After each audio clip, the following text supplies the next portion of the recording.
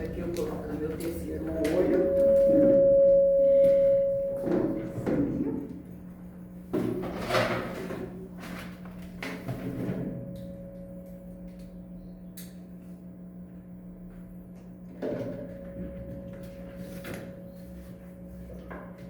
Gente, bom dia a todos mais uma vez. Que a paz de Jesus esteja conosco, hoje e sempre. É uma alegria muito grande estarmos num sábado maravilhoso desse, reunidos para estudar, fazermos algumas reflexões a respeito do tema Espiritismo, da codificação à atualidade. Vamos começar então falando sobre uma citação de Jesus, né, no contexto do discurso de despedida.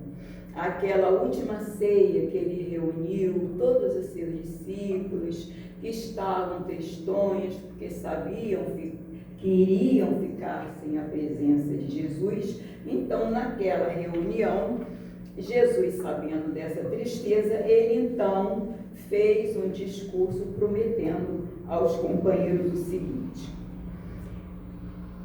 no Evangelho de João, capítulo 14, versículos 16 e 17, consta que Jesus disse: e eu rogarei ao Pai, e ele vos dará outro Consolador, para que fique convosco para sempre, o Espírito de verdade, que o mundo não pôde receber, porque não o vê, nem o conhece. Mas vós o conheceis, porque habita convosco e estará convosco. Então, dá para a gente lembrar, nos nossos estudos, que são as três revelações, né? Nossa lembrança. A primeira revelação foi Moisés, a segunda Jesus, e a terceira, o Consolador prometido, que é o Espiritismo. Então, a promessa de Jesus de enviar outro Consolador, ele refere-se ao Espírito ou doutrina espírita, que frequentemente é associado ao Espírito de verdade.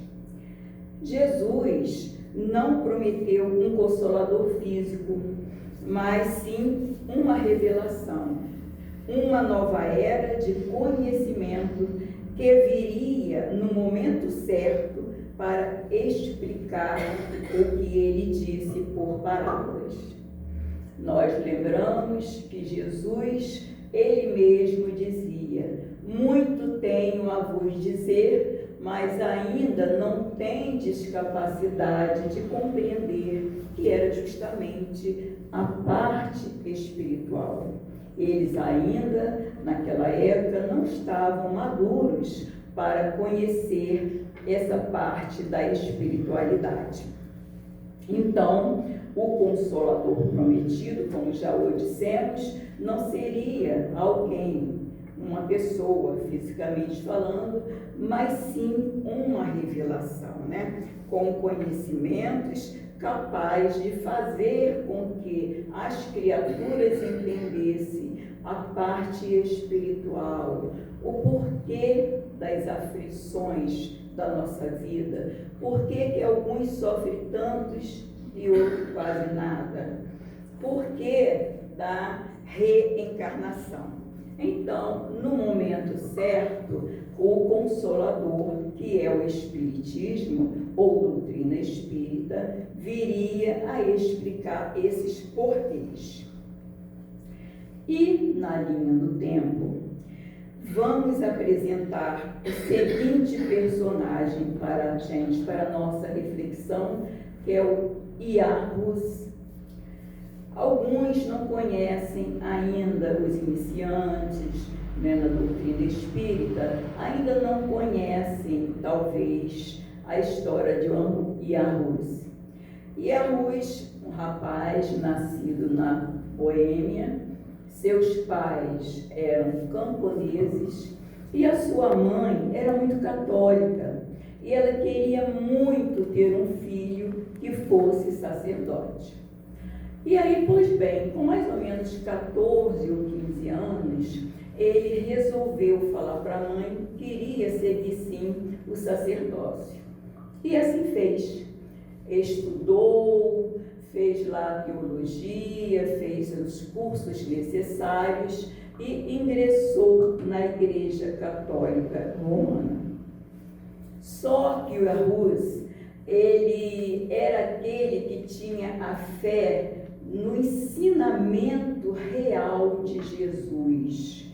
Ele não aceitava que a Igreja Católica Romana, que era a igreja da época, impusessem a sua vontade ao povo, diferente do que Jesus havia ensinado.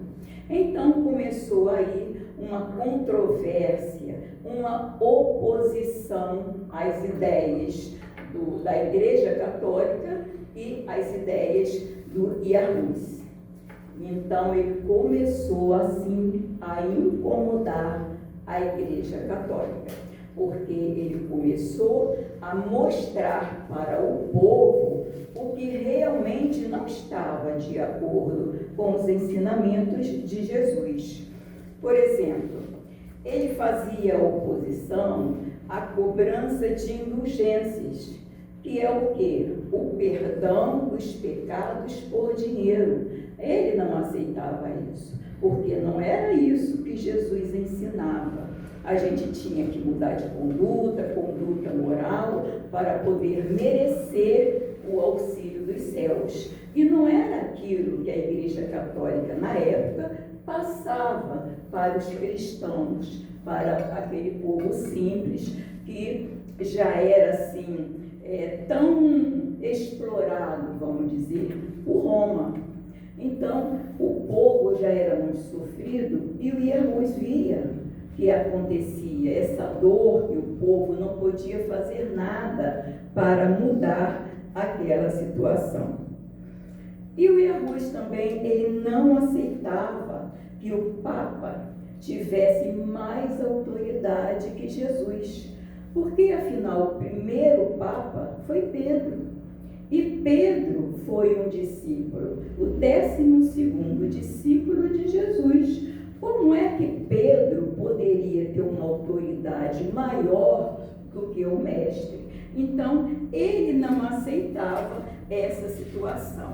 E assim foi havendo uma problemática entre ele e entre o povo e o Papa e o clero, porque eles queriam manipular o povo para poder ganhar mais dinheiro e assim fazerem catedrais, templos, enquanto que o povo vivia oprimido na sua vida diária. E assim, com todas essas oposições, Iarruz foi excomungado da Igreja Católica. Ou seja, a excomunhão, ela é a pena eclesiástica mais rigorosa da Igreja Católica. Então ele não podia mais fazer batizados, não podia mais fazer casamentos e nem muito menos a extrema-unção. E era um problema seríssimo na época, porque as pessoas católicas, elas queriam morrer, na época não era desencarnar, eles queriam morrer sabendo que eles poderiam ir para o céu, para o inferno, para o purgatório, e sem um padre, um sacerdote, que os colocasse nessa situação, eles ficavam muito apavorados. Então, a igreja fez com que o Iarruz não tivesse mais essas tarefas de um sacerdote. Então, ele foi excomungado em 6 de julho de 1415, e como ele estava incomodando muito, todo aquele processo foi feito muito rápido para tirar ele ali de cena. E o Divaldo Pereira Franco contava que enquanto Ruz estava na fogueira, porque ele foi condenado a ser queimado vivo, enquanto ele estava na fogueira, ele cantava e dizia algumas palavras, tipo: hoje vós assais um pato. E por que ele falava que assais um pato? Porque Rus, lá no tcheco, significava pato. Então ele dizia: hoje vós assais um pato, mas dia virá que o cisne de luz voará tão alto que as vossas labaredas não mais alcançarão não o alcançarão, no caso, né? E aí, mesmo indo para a fogueira, ele foi muito humilhado. Teve que andar, fazer uma caminhada até chegar na fogueira, com aquela quantidade de pessoas e de sacerdotes, de padres contra ele. E ele estava com as suas vestes de sacerdote. E o que acontece? Eles arrancaram aquela roupa de sacerdote, ele ficou nu e falavam todo tipo de impropérios para ele. E quando ele chegou e foi amarrado ao tronco dentro da fogueira, eles colocaram em Rus um chapéu de bruxas de papel, com várias figuras desenhadas demoníacas e escrito abaixo: eis o herege. Então, quando ele fizeram essa cena de colocar esse chapéu de papel na sua cabeça, ele fez uma associação. Ele associou a coroa de espinho que Jesus suportou, dizendo: meu Senhor Jesus Cristo, por mim, um infeliz miserável suportou uma coroa de espinhos muito mais pesada e pungente, sendo inocente. Foi tido como se merecesse a morte mais vergonhosa. Portanto, eu, um infeliz e pecador, suportarei humildemente essa coroa mais leve, embora difamante, por seu nome e pela verdade. E aí, então, as labaredas tomaram conta do seu corpo e ali ele desencarnou. No livro Doutrina Escola, aliás, se vocês quiserem ou se tiverem esse livro, recebido pelo irmão X, que é Humberto de Campos, psicografia de Chico Xavier e relatos de Divaldo Pereira Franco, diz que na crença do movimento espírita, Ian Rus foi uma reencarnação anterior de Hippolyte Léon Denis Rivail, que é conhecido como Allan Kardec. Mas agora então, já que a gente fez esse preâmbulozinho, vamos agora para o Kardec, focar no codificador da doutrina espírita, Hippolyte Léon Denis Rivail. Kardec passou por muitas dificuldades. Durante a codificação, ele recebia insultos, críticas, calúnias, tinha uma sobrecarga de trabalho físico e intelectual, o que exigia dele um esforço muito grande, afetando assim a sua saúde. Recebia também muitas correspondências de toda parte do mundo. Em cima da sua mesa tinha aqueles montes de correspondências que ele precisava olhar uma a uma para poder ver o que poderia ou não ficar de acordo com o que ele precisava para a codificação. Então, ele conseguiu concluir o Pentateuco com todas essas dificuldades, todas essas aflições e insultos. Fez então os 5 livros do nosso Pentateuco Espírita, que é o Livro dos Espíritos, o Livro dos Médiuns, o Evangelho segundo o Espiritismo, o Céu e o Inferno e a Gênese.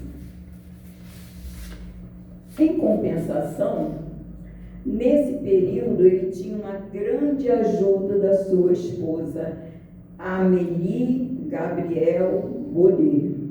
Ela era professora, também era pedagoga, e ela ajudava ele em tudo que ele podia, dava incentivo para tudo que ele precisava. Então, ele teve a ajuda dela, teve a ajuda de médiuns de todo o mundo e de amigos, tal como o senhor Fortier, magnetizador, como ele, que também era, e o senhor Carlotti, que era amigo que reforçou o convite para que ele assistisse a essas reuniões, que nada eram do que uma reunião mediúnica, embora eles ainda não soubessem, né? Agora, no Brasil, também já havia um movimento de ajuda, de recepção das ideias de Kardec. Então, nós escolhemos 3 personagens para a gente relembrar. Então, vamos relembrar aqui o seguinte: o jornalista Luiz Olímpio Teles de Menezes, ele fundou o primeiro grupo espírita na Bahia, no século XIX, divulgando as ideias do codificador de Allan Kardec. Então, foi muito importante ele ter feito essa divulgação, porque ele era jornalista, e assim ele conseguiu ir disseminando o conhecimento do Espiritismo. E aí vamos ao segundo, Joaquim Carlos Travassos. O Joaquim, ele traduziu as obras de Kardec, que chegava ao Brasil em francês. Ele as traduziu em português, porque de nada adiantava as obras chegarem em francês, porque no Brasil a maioria não conhecia o francês. Então foi muito importante, foi fundamental na difusão das ideias de Kardec, na literatura kardecista. E, para terminar, temos o exemplo de Adolfo Bezerra de Menezes, que todos nós conhecemos, esse espírito de escola maravilhoso, sempre foi boníssimo, e ele era médico e político durante o Império e início da República. Foi vereador, deputado, abolicionista e atuando em defesa de melhorias sociais na capital. Quando ele fala na capital, ele se refere ao Rio de Janeiro, porque até 1960 a capital do Brasil era no Rio de Janeiro, depois que passou para Brasília, depois de um mês em 1960. E aí, ele era chamado de Kardec brasileiro, porque pelo seu papel na unificação, na consolidação e divulgação do Espiritismo no final do século XIX. E era conhecido também pelo médico dos pobres. E por que ele era conhecido pelo médico dos pobres? A maioria da gente já sabe, só para a gente relembrar. Várias histórias se contam a respeito do que Bezerra de Menezes fazia. Mas teve uma historinha que vocês talvez já saibam, que chegou, a história é verdadeira, né? Chegou um dia uma senhora simples, pobre, buscando ajuda, muito doente, ajuda do Bezerra. Ele então a atendeu e ele passou o receituário e ela disse: então, doutor, eu não vou poder comprar esses remédios porque eu não tenho dinheiro para comprá-los. E ele então colocou as mãos nos bolsos e não tinha um centavo. Ele não pensou 2 vezes. Olhou para a mão, viu o anel dele de formatura, tirou e deu para a senhora e falou: pegue esse anel, vende-o e compre a sua medicação para você ficar curada. E ele era assim, um coração de ouro. e todos o respeitavam e amavam muito. E aí, Kardec, vamos lembrar agora, um pedacinho, assim, eu pincei alguns pedacinhos para a gente lembrando aquilo que a gente, só para relembrar realmente muita coisa. Kardec recebia também alguns incentivos para que ele ficasse mais fortalecido diante de tantos desafios.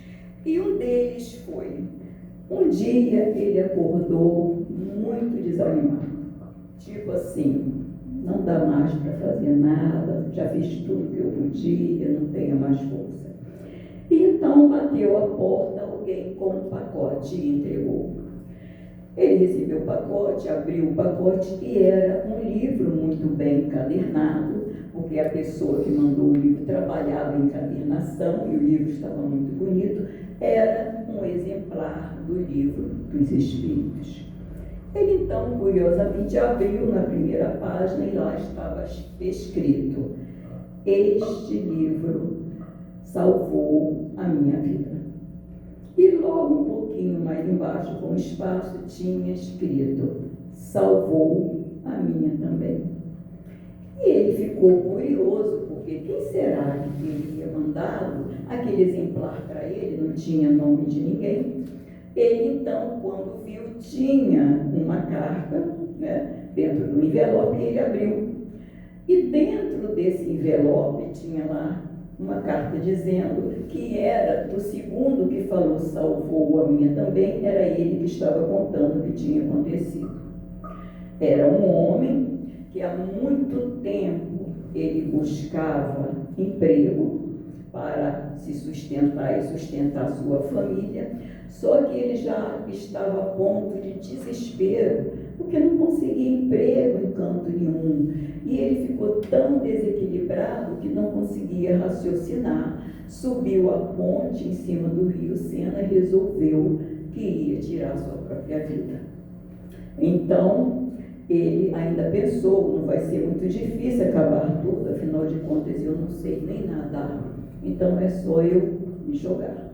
Mas nesse instante, quando ele apoiou a mão ali no parapeito para se jogar no rio, ele sentiu algo cair no chão.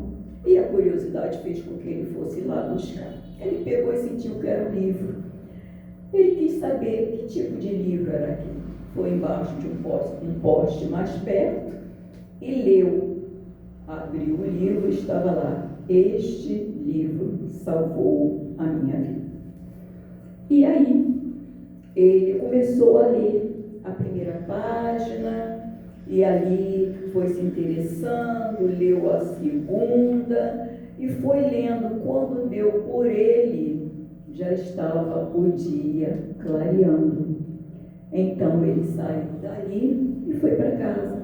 Deve ter lido todo o livro, e é claro que ele foi intuído, porque Kardec, do jeito que estava desanimado, ele precisava de uma injeção de forças e de ânimo. E o que aconteceu? Ele resolveu encadernar, embrulhar aquele livro e mandar para Allan Kardec. Quando Allan Kardec recebeu e quando leu a carta, Kardec então percebeu quanto era importante aquela missão dele, aquele trabalho exaustivo que ele estava fazendo, era algo importantíssimo para a humanidade. E aí, ele então auriu forças para continuar, né, aquele trabalho. Não faltavam desafios para que ele desistisse da sua missão, daquela tarefa tão nobre e consoladora. Porém, a espiritualidade jamais negou para ele auxílio. Em momento nenhum ele ficou sem auxílio da espiritualidade. Zéfiro, que foi o seu mentor e conselheiro, o acompanhou desde o início dos seus seus trabalhos de codificação com a colaboração de outros espíritos. Por exemplo, Santo Agostinho, São Vicente de Paula, Fênelon e outros mais que também o auxiliaram bastante. E o tempo, então, como a gente fala, né? O tempo passa muito rápido. E mesmo com todos esses desafios e dificuldades, ele não desistiu, continuou a sua missão. E aconteceu, então, nesse ínterim, algo acontecer com o nome histórico de Alto da Fé de Barcelona, acontecido em 9/10/1861, na Espanha. Então, ele ficou sabendo que ali na praça pública, a Igreja Católica deu a ordem de queimarem-se 300 livros espíritas e algumas brochuras espíritas também, no contexto, isso aí tudo, da Inquisição Espanhola, que naquela época estava acontecendo não só na Espanha, como em vários países da Europa. Estava acontecendo essa situação da Inquisição.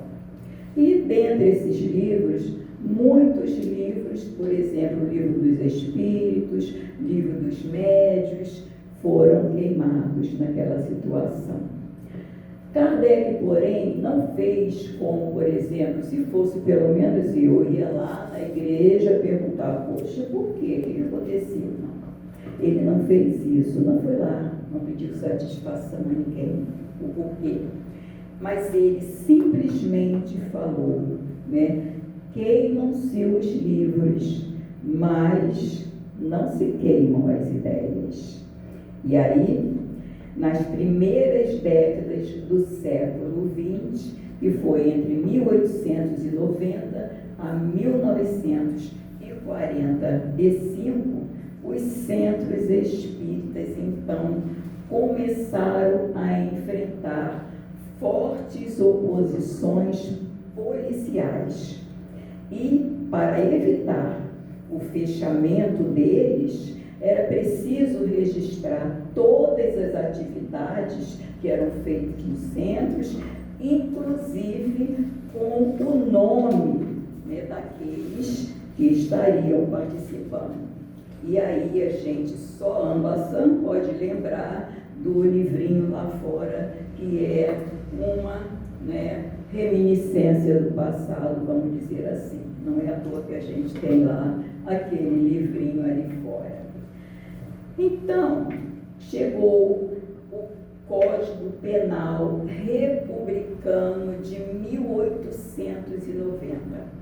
E nos seus artigos 156, 157, 158, eles criminalizavam o espiritismo e práticas afins sob acusações de exercício ilegal da medicina e charlatanismo, que nós sabemos, charlatanismo é o ato de enganar as pessoas visando vantagens financeiras. E para tentar provar que não realizavam práticas mágicas ou curandeirismo, muitos centros espíritas mantinham registro escritos ou atas para prestar contas às autoridades que se tratava de uma reunião pública e estudos e não curandeirismo. A FEB, a Federação Espírita Brasileira e outros órgãos atuaram então para proteger e afastar a perseguição aos centros. E em 1949, o Pacto Áureo consolidou, ou seja, fortaleceu a união entre FEB e as federações estaduais. Gente, até quando? 11h25. Ah, tá. Estou olhando meio de bando de óculos, tudo bem. Então, o assédio aos centros espíritas no Brasil, ela diminuiu muito, drasticamente, depois que aconteceu a Constituição de 1946, que restabeleceu a liberdade religiosa. Então, a partir dessa Constituição,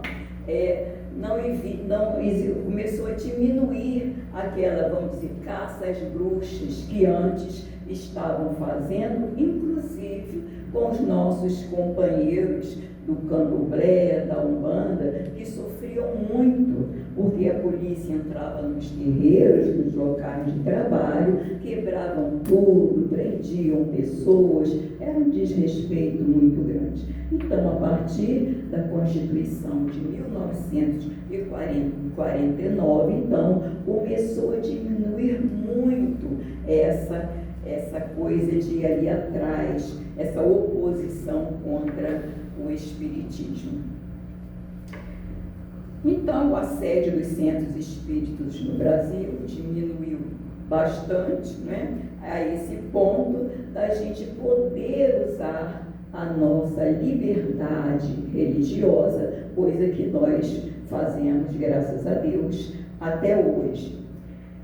E com a garantia da Constituição, mais a consolidação do movimento espírita organizado, junto com a popularidade de Chico Xavier, então ajudaram a frear, a diminuir aquela repressão que era muito grande policial.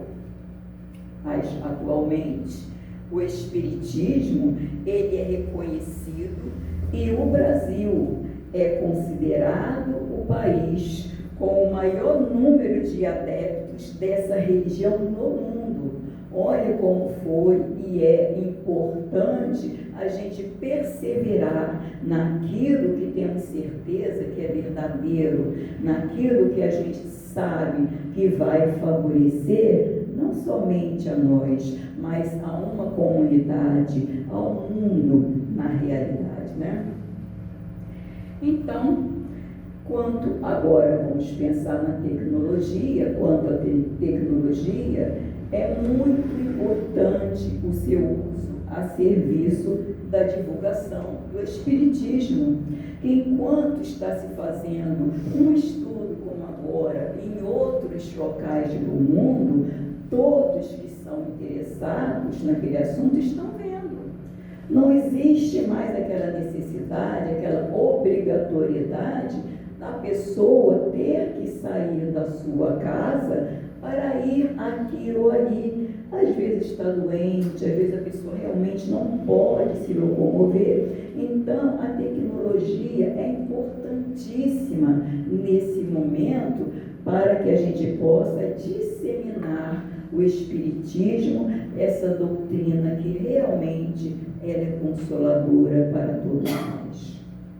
Então, vivemos em tempos de transformações e precisamos fortalecer o movimento através de reflexões, de uniões e de renovações de propósitos. É aquela busca constante que nós temos que estar procurando para melhorar, não somente para nós. É aquela situação que a gente não pode ter egoísmo nos nossos corações, buscar formas que sejam boas para todos, para que a gente possa viver em uma harmonia dentro de um planeta que no momento passa por uma situação muito difícil, que é a transição planetária.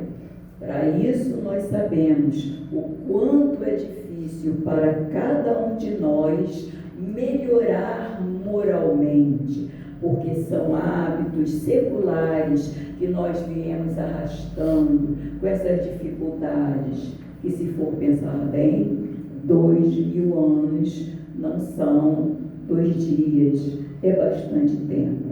E aí a gente vê a necessidade da gente se esmerar da gente se fortalecer para buscar os ensinamentos daquele que deu o bem maior que um ser humano pode ter, que foi a vida dele, para poder ensinar os melhores caminhos para a gente ser mais feliz. Então, vamos pensar diariamente que nós não estamos aqui apenas para ver um sol maravilhoso como hoje, ir para a praia e beber uma aguinha de coco. Não é para isso que nós viemos. E nem devemos ficar reclamando do dia a dia que não somos felizes, porque ainda não fizemos assim por merecer. Temos que ainda fazer uma caminhada. Mas o importante é isso aqui, maravilhoso. A gente vê companheiros encarnados que estão querendo se fortalecer e toda essa espiritualidade maravilhosa que estão aqui nos intuindo, falando para a gente, olha, fala disso ali, lembra daquilo ali. Então é maravilhoso a gente trabalhar nessa reunião entre a vida espiritual e material.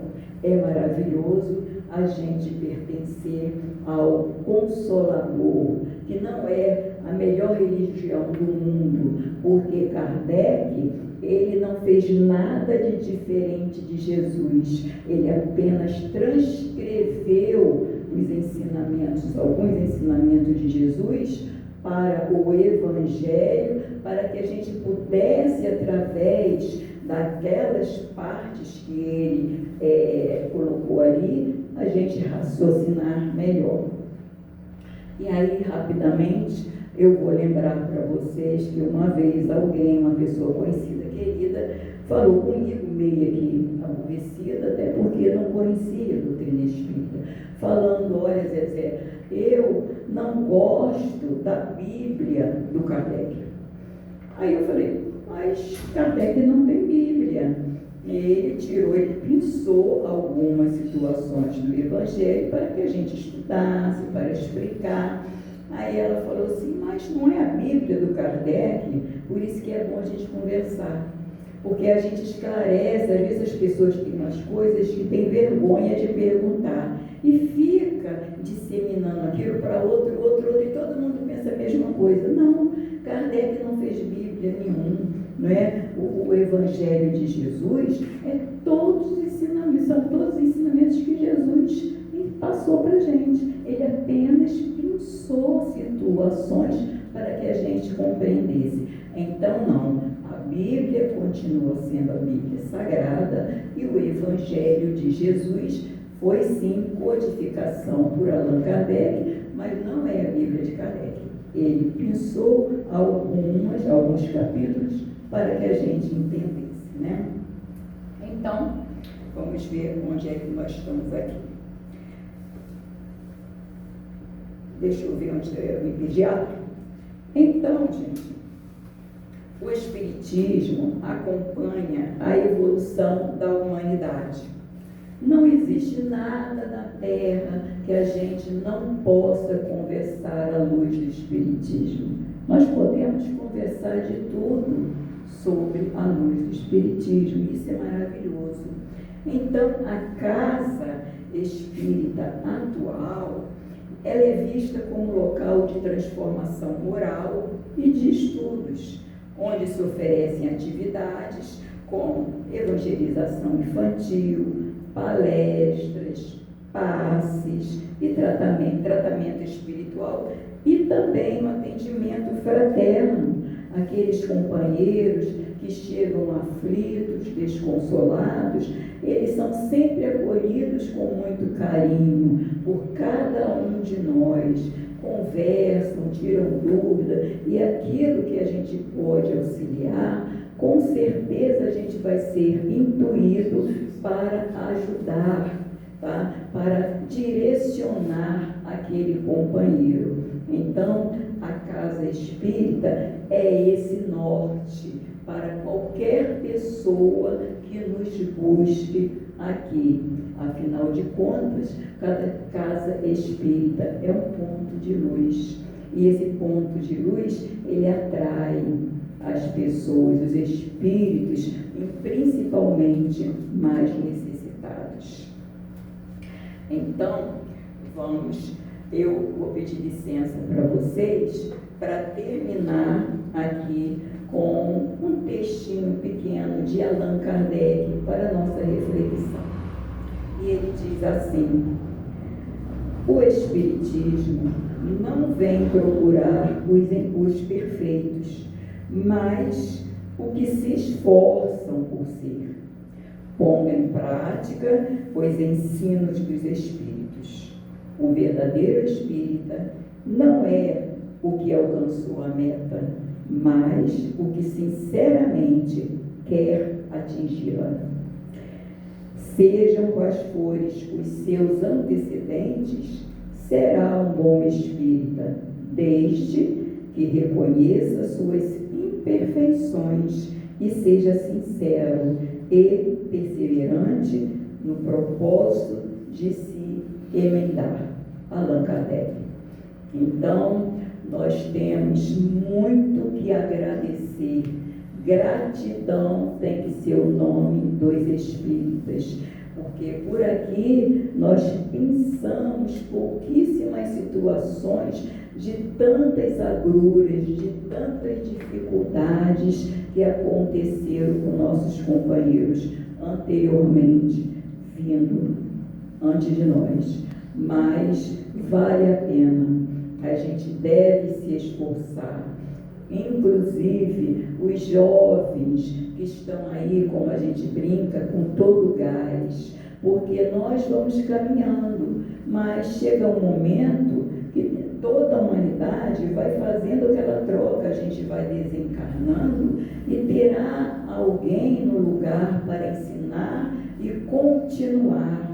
E tudo isso que foi feito com tanto amor, valendo a pena de tudo que fizeram, e as pessoas que doaram a própria vida.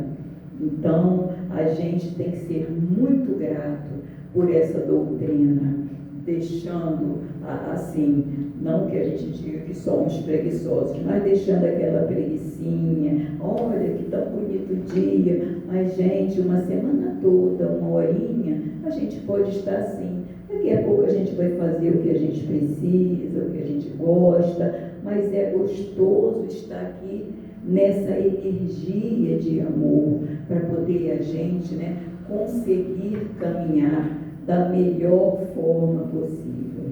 Vamos sempre lembrar de agradecer a essas almas de escola, a esses espíritos queridos que não nos deixam um instante. Às vezes, nós agimos como crianças teimosas. Eu vou fazer o que eu quero, ninguém me manda, assim que as crianças falam, Mas acontece que nós temos um farol maravilhoso que se chama Jesus. E esse farol não se apaga e está sempre iluminando o nosso caminho. Basta que a gente escolha esse caminho, que a gente possa sempre pensar que nesse momento de transição, que a gente faça, mesmo com dificuldade, o melhor que a gente possa fazer, para que, quem sabe, a gente continue nessa transição aí, aqui na Terra, essa terra maravilhosa, onde Jesus é o governador.